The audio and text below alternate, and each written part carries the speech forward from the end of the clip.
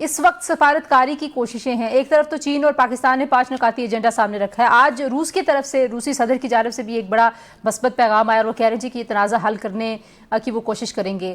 لیکن ایران جو سیکیورٹی کی ضمانت مانگ رہا ہے، اور جیسے ڈاکٹر صاحب نے بھی یہ ایک ٹرانسلیشن کے کتبے کی بڑی انٹرسٹنگ ہے، کیونکہ ایران مسلسل اس پوائنٹ آف ویو کو دہرا رہا ہے کہ ٹرک کے طور پہ استعمال کریں گے صدر ٹرمپ مذاکرات کو، جیسے انہوں نے ماضی میں کیا. تو کیا چین کے ثالث بننے سے یا روس کے اور چین دونوں کے مل کر ثالث بننے سے آپ کو لگتا ہے کہ وہ گارنٹیز پاسبل ہوں گی جو ایران کو چاہیے؟ دیکھیں، ہم اس کو جو کانفلکٹ ہے بٹوین اسرائیل، ایران اور امریکہ، ہم اس کی ڈی ایسکیلیشن کو سیز فائر کے کانٹیکس میں دیکھ رہے ہیں کہ یہ جنگ بند ہو جائے. پوری دنیا کی توجہ اس بات پہ ہے کہ یہ جنگ بند ہو. ایک تو اس بات پہ ہے کہ یہ جنگ پھیل کے ریجنل وار نہ بنے، یہ جنگ پھیل کے گلوبل وار نہ بنے. اور دوسری جو ڈی ایسکیلیشن کی ہم بات کرتے ہیں وہ ہم یہ کرتے ہیں کہ یار یہ جنگ جو ہے اس کو رک جانا چاہیے، تھم جانا چاہیے. لیکن اصل میں آپ اگر اس کو تھوڑا سا ڈیپر انڈرسٹینڈنگ کے لیے آپ دیکھیں تو ایران اور پورا خطہ، even the G C C countries, وہ جو جنگ رکنے کی بات کر رہے ہیں وہ صرف سیز فائر کی بات نہیں کر رہے، وہ بات کر رہے ہیں ڈی ایسکیلیشن اینڈ بیونڈ کی. مثال کے طور پہ ایران یہ نہیں ایران کہہ رہا کہ یہ جنگ بند ہونی چاہیے، صرف ایران کہہ رہا ہے مجھے گارنٹیز دیں کہ میرے اوپر دوبارہ حملے نہیں ہوں گے. جی سی سی کنٹریز جو ہیں وہ بھی یہی کہہ رہی ہیں کہ ایک سسٹینیبل پیس ہونا چاہیے اس سارے خطے کے اندر. سو بیسکلی ہو یہ رہا ہے کہ فار دا پاسٹ 100 ایئرز امریکہ کا جو رول ہے مڈل ایسٹ کے اندر، پہلے برٹش امپائر کا، پھر اس کے بعد امریکنز کا جو رول رہا ہے، امریکہ کے مڈل ایسٹ کے اندر پورا سیکورٹی انفراسٹرکچر ہے. مڈل ایسٹ کو آپ اس کنڈیشن میں جو دیکھ رہی ہیں وہ اس وجہ سے ہے، چاہے اس کے گڈز بھی اور اس کے بیڈز بھی، وہ اس وجہ سے ہے کہ مڈل ایسٹ کے اندر یہ جو آرڈر ہے اس کو امریکہ کی سیکورٹی گارنٹیز نے جو انشور کیا ہوا. جی، اور امریکہ کی جو سیکورٹی گارنٹیز یا امریکہ کا سیکورٹی فریم ورک ہے وہ ڈیپینڈنٹ ہے امریکہ کی بیسس پہ، اور جو پیٹرو ڈالر ہے وہ بھی امریکہ کی بیسس کے اوپر ڈیپینڈنٹ ہے. سو جب ایران یہ بات کر رہا ہے، ایران یہ کہہ رہا ہے کہ اب for the first time Iran feels so much powerful, اتنا پاورفل اپنے آپ کو فیل کر رہے ہیں ایران اور جی سی سی کنٹریز بھی ٹو سم ایکسٹینٹ، کہ وہ یہ بات کر رہی ہیں کہ ہم اب امریکہ کی سیکورٹی گارنٹیز کو اس طریقے سے ٹرسٹ نہیں کر رہے جو ہم پچھلے 50-60 سالوں سے 70 سالوں سے جس طریقے سے کر رہے ہیں بائی ہک اور بائی کروک. اب ہمیں ایک اور سیکورٹی انفراسٹرکچر چاہیے. ایران کہہ رہا ہے کہ مجھے سیکورٹی گارنٹیز چاہیے. اب میں مڈل ایسٹ کے اندر جو جی سی سی کنٹریز ہے وہ بھی کہہ رہی ہیں کہ امریکہ کی سیکورٹی گارنٹیز جو ہیں وہ ہمیں نہیں چاہیے. ایران بھی یہ بات کر رہے ہیں کہ بیسس ختم ہوگی. سو جب آپ مڈل ایسٹ کے اندر، مڈل ایسٹ کے ڈائنامکس ایسے ہیں کہ پوری دنیا جو ہے اس سے افیکٹ ہوتی ہے. اس کو کریڈل آف سیولائزیشن کہتے ہیں، رومن، پرشین امپائر، الیگزینڈر کی آپ بات کریں، تاریخ آپ اٹھا لیں، ہر وہ طاقت جس نے دنیا میں پاور پروجیکٹ کی ہے اس نے مڈل ایسٹ کے اندر اپنا انفلوئنس رکھا ہے. تو جب آپ اس لارجر جیو پولیٹیکل ری ارینجمنٹ کی بات کرتے ہیں تو اس میں جتنے اسٹیک ہولڈرز ہیں وہ اپنا اپنا کردار ادا کریں گے. اب سے چند دن پہلے ہمارے فارن منسٹر جو ہے وہ تشریف لے کے گئے تھے چائنا، اور اس وقت بات ہو رہی تھی کہ وہ چائنا کی، تو میں نے اس میں بھی یہی عرض کیا تھا کہ صرف چائنا پہ بات نہیں رکے گی، جتنے بڑے اسٹیک ہولڈرز ہیں جس میں رشیا بھی شامل ہے، یہ تمام جو ہیں یہ مل کر اور اس کو پاکستان ہی لیڈ کر سکتا ہے اور پاکستان ہی کرے گا، اور اس کے ساتھ جی سی سی کنٹریز ہیں، مسلم ورلڈ ہے پورے کا پورا، یہ تمام اسٹیک ہولڈرز مل کے ایک پیرالل سیکورٹی انفراسٹرکچر کی بنیاد رکھ سکتے ہیں. صحیح. اچھا، جو چند ہفتے کی ٹائم لائن دی ہے صدر ٹرمپ نے، اور پھر جس طریقے سے انہوں نے اپنے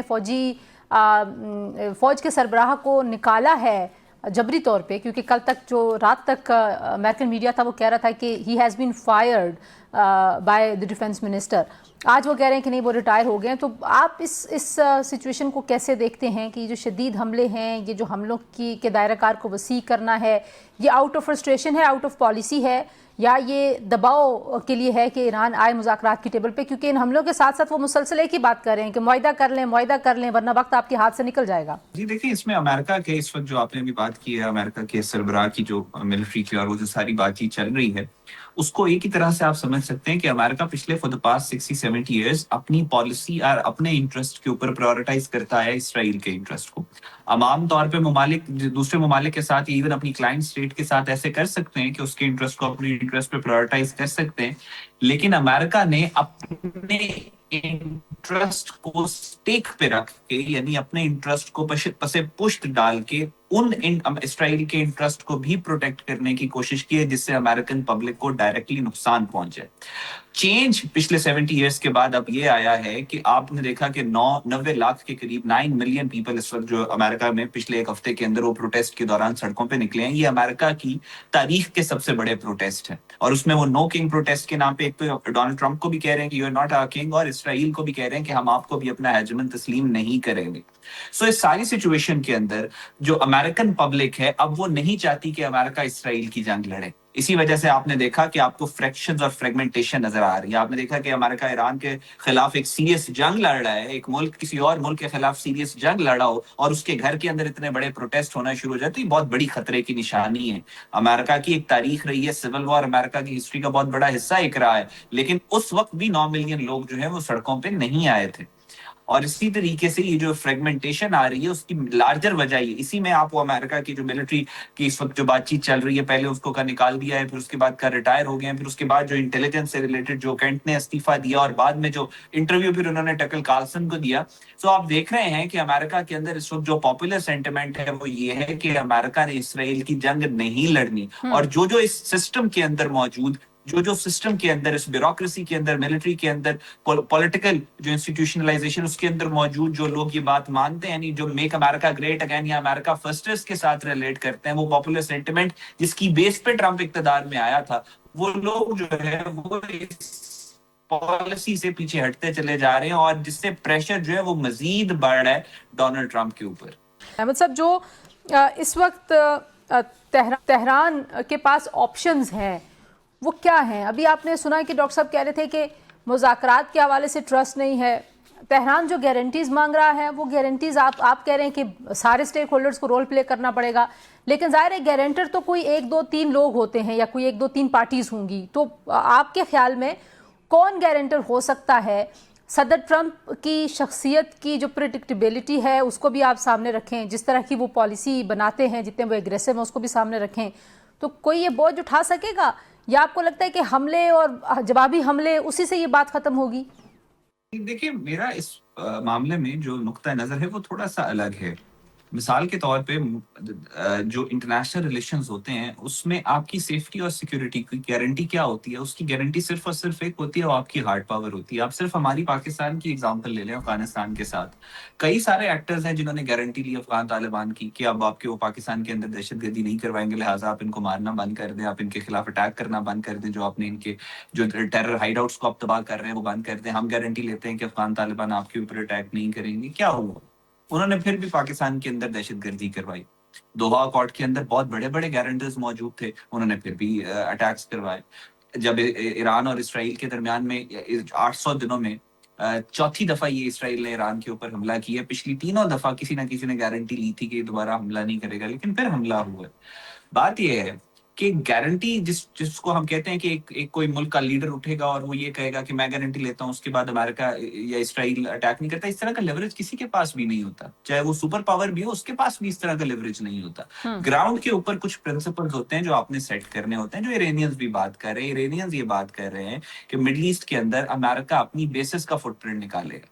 امریکہ یہ جنگ اگر کرنے کے لیے آیا, اس کے 2-4 بحری بیڑے لے کے اگر وہ جنگ کرنے کے لیے آیا, وہ بحری بیڑے واپس بھی لے جائے, لیکن اس کے جو بیسز ہیں وہ تو مڈل ایسٹ کے اندر موجود ہیں, وہ ایران کے اوپر ایز اے تھریٹ وہ موجود رہیں گی. سو ایرانیئنز یہ بات کر رہے ہیں کہ امریکنز جو ہے اپنی بیسز نکالیں. This is the guarantee that they need. Iranians نے بھی یہ نہیں کہا کہ ہمیں گارنٹی کے اندر چائنا کوئی رول پلے کر دے یا رشیا کوئی رول پلے کر دی. یہ ہمارے ہاں یہ بات چیت چل رہی ہے کہ پاکستان تجھے گارنٹی نہیں لے سکتا, لہٰذا چائنا گارنٹی لے گا, چائنا گارنٹی نہیں لے سکتا تو رشیا گارنٹی لے گا. اس طریقے سے this is not how the international relation works.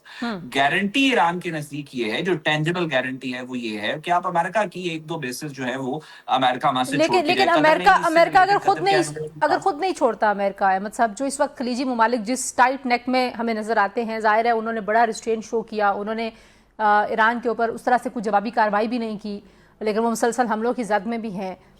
تو یہ امریکہ کی جو پالیسی ہے جنگ کی, ظاہر ہے مڈل ایسٹ کے ملکوں کی وجہ سے تو نہیں ہے, یہ تو نیتن یاہو کی وجہ سے ہے. تو آپ کو لگتا ہے کہ ایک ریئلائزیشن ان ملکوں میں بھی آئے گی اور یہ بھی اپنے آپ کو تھوڑا سا آپ کہہ لیجئے کہ ڈی ٹیچ کریں گے امریکہ کے ساتھ جو انہوں نے ہمیشہ سے اپنا ایک سیکیورٹی ارینجمنٹ رکھا ہے؟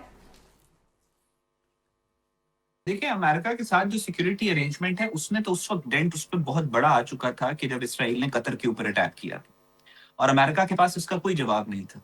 अभी भी आपने देखा है कि अमेरिका की सिक्योरिटी गारंटीज बहुत बुरी तरह से डिस्टर्ब हुई हैं मिडल ईस्ट के अंदर। लेकिन जो बेसिस की जहां तक बात है उसमें ये नहीं है कि इस जंग के बाद ईरान कह रहा है कि बेसिस निकालें। जियो पोलिटिकल एनवायरमेंट ऐसा बना हुआ है। अमेरिका ने 2021 से अपना मिडल ईस्ट के अंदर जो इनका फुटप्रिंट था मिलिट्री, वो फुटप्रिंट डिक्रीज करना शुरू कर दिया था। आज तक कांस्टेंट डिक्रीज के ऊपर चल रहा है। बाइडेन एडमिनिस्ट्रेशन, उसके बाद ट्रंप एडमिनिस्ट्रेशन। ट्रंप बाकायदा तौर पे, ट्रंप की प्रेसिडेंशियल स्पीच के अंदर ये बात थी कि मैं मिडल ईस्ट की जंगों से अमेरिका का जो फंड पैसे जाया हो रहे हैं, मिडल ईस्ट की जंगों से अमेरिका को निकालूंगा। इसका मतलब ये होता है कि मिडल ईस्ट के अंदर जो मेरा इंफ्रास्ट्रक्चर और बेसिस मौजूद है, मैं उसको श्रिंक करूंगा। ईरान उसी चीज का फायदा उठा रहा है और उसी एनवायरनमेंट के साथ मिलजुल के ईरान की बात कर रहे हैं कि आप आहिस्ता आहिस्ता इस फुटप्रिंट, अपने ठीक। फुटप्रिंट को मिडल ईस्ट से डिक्रीज करना शुरू करें। इरानियन पॉलिटिशियंस बड़ा ओपन को निकलना पड़ेगा। वो जाहिर है एक मैक्सिमम पोजीशन है, मैक्सिमलिस्टिक पोजीशन है, लेकिन कहीं ना कहीं ईरान ये चाहेगा कि कोई एक आधी बेस या कोई मिलिट्री फुटप्रिंट में टेंजिबल डिक्रीज मिडल ईस्ट के अंदर आए इस ठीक जंग है। के